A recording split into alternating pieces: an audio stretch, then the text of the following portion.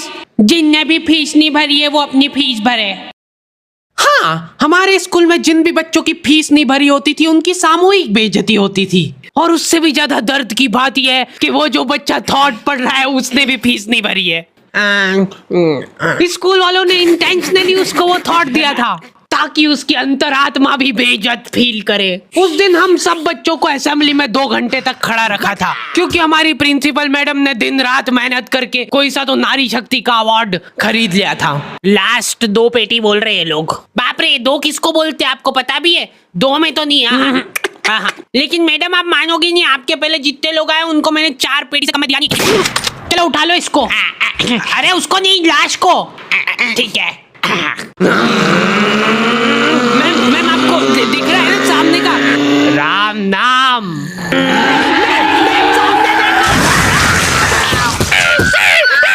उस दिन हमारे स्कूल में अवार्ड के सेलिब्रेशन के लिए अलग तैयारियां चल रही थी। तो और मतलब पढ़ाई लिखाई कैसी चल रही है अपने फिर? हैं कुछ हेल्प वगैरह लगेगी क्या? अरे मैम का स्केच? हाँ, हार्डी को बोला तो था। मैं स्कूल में स्केचेस का धंधा करता था, 100 रुपए प्रति स्केच और लड़कियों का फ्री में।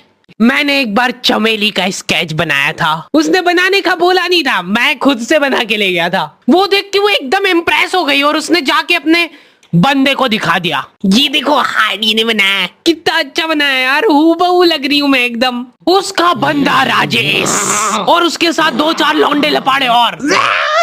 बहुत स्केच बनाना आ रहे थे को आजकल, हमारा भी बना दे कभी। अरे भाई पर हुआ क्या?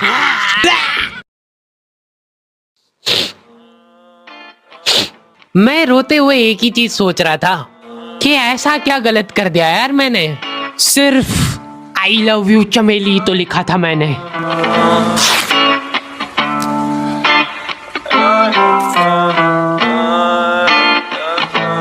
नाम तेरा है ही क्या मुझको तो खबर नहीं, गलतियां ये सारी उन रातों की है। जिंदगी तो चल रही मैं मगर थमा हुआ, शायरी ये सारी मेरी बातों की है। नाम तेरा है ही क्या मुझको तो खबर नहीं, गलतियां ये सारी उन रातों की है। जिंदगी तो चल रही मैं मगर थमा हुआ, शायरी ये सारी मेरी बातों की है।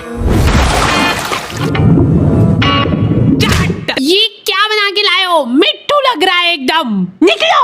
ड्राइंग वाली मैडम ने मेरे को प्रिंसिपल मैडम का स्केच बनाने का बोला था और मैं अपनी जिंदगी का सबसे वाहियात स्केच बना के ले गया क्योंकि फ्री में बनवा रहे थे मेरे से। मैम अब फ्री में तो ऐसे ही मिले। असेंबली ग्राउंड में सारे कैदियों को हाइट वाइज खड़ा करा जाता था और जो भी बच्चा प्रेयर के बीच में आंखें खोलता था या हिलाडुली करता था, पसीना पोंछ रहा था वो बेचारा। प्रेयर खत्म होने के बाद हमारे आसपास लाशें पड़ी होती थी। असेंबली से क्लास तक का फासला बहुत कठिन होता था कुछ बच्चों के लिए। ओए रोक इधर, तेल क्यों नहीं डाला?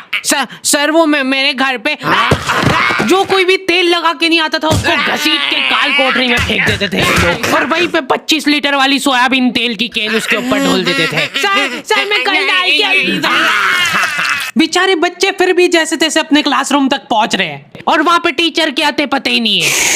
उनकी अलग मीटिंगें चल रही है ऑफिस में। अच्छा चलो बताओ कि अपन इन बच्चों को और किस तरीके से लूट सकते हैं। मेरे पास एक आइडिया है। देखो अपन क्या है कि एक प्रोजेक्टर लगवाते हैं एक ही क्लास में। क्या है, देखो क्लास में कोई संभालने वाला नहीं होता है तो ये अपने जंगली पने पे उतर ही आते हैं। मैं देख रहा हूँ लोहे की स्केल से बेंचे रगड़ रहे हैं, मिस्त्री फेल हो जाए इनके सामने, ऐसा फिनिशिंग वाला काम करते थे। लेकिन इनके जंगली पने यहीं पे खत्म नहीं हो रहे। 2 लौंडे उठे और उन्होंने उनकी बेंच उठा के खिड़की से बाहर फेंक दी। अब उनको देख के बाकी बच्चे भी क्लास का सारा सामान उठा के खिड़की से बाहर फेंक रहे। और क्यों कर रहे हैं ये सब वो इनको खुद को नहीं पता है। मैम शायद बाहर छोड़ो, इधर ध्यान दो ना आप। तो अपन ये जो प्रोजेक्टर लगवाएंगे इसको अपन नाम देंगे स्मार्ट क्लास और उसकी अपन लेंगे अलग से फीस। ठीक है, पर कभी किसी बच्चे ने नहीं दी तो? अरे भूषण जी, फीस पेरेंट्स देते हैं, बच्चे नहीं। 1 हफ्ते में 1 पीरियड लगता था स्मार्ट क्लास का, जो बच्चों को स्मार्ट बनाने के लिए काफी था। पॉपकॉर्न लाया था ना तू आज? हाँ, खोल टिफिन। मूवी चलेगी अभी मूवी। ये लोग ऐसे बैठे कि अभी लड़की आके मुजरा करेगी इनके सामने। जिन भी बच्चों ने वो एक्स्ट्रा फीस नहीं भरी होती थी उनको वो 1 पीरियड के लिए क्लास के बाहर जाना पड़ता था। ये सब हरकतों में ही 10-15 मिनट निकल जाते थे। उसके बाद टीचर आके जैसे ही प्रोजेक्टर चालू कर रही है उसकी आधी स्क्रीन जने का सीलिंग पे ही चढ़ रही है। तो अब उस स्क्रीन को फिक्स करने के लिए एक एक्सपर्ट आदमी को बुलाया जाता है। हाँ सही सोच रहे हो। भूषण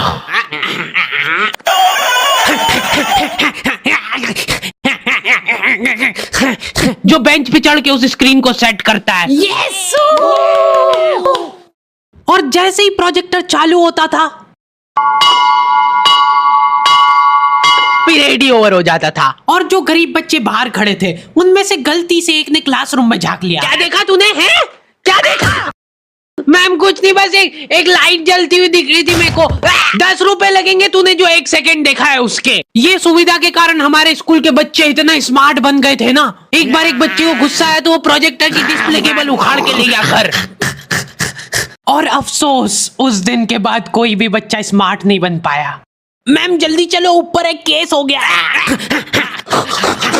हमारे स्कूल में आए दिन कुछ न कुछ केस होते रहते थे लेकिन ये केस थोड़ा पेचीदा था। हमारी क्लास के किसी बच्चे ने लव लेटर लिखा था चमेली को और वो लग गया टीचर के हाथ। तो ये अब केस बन चुका है पूरे स्कूल का। सारे टीचर लोग अपने काम धाम छोड़ के उस मुजरिम को पकड़ने में लग गए। जो टीचर लीव लेके छुट्टी मनाने गए थे वो आधे रास्ते से पलट के आ गए थे। बेटा सही सही बता दो किसने लिखा है।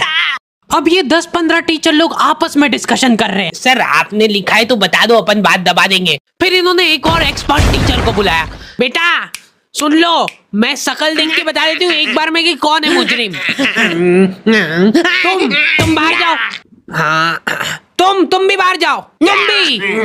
क्लास में सिर्फ 4 लड़के बचे जिनमें से एक मैं हूँ। बाकी सभी बच्चे इसके शक के दायरे में थे।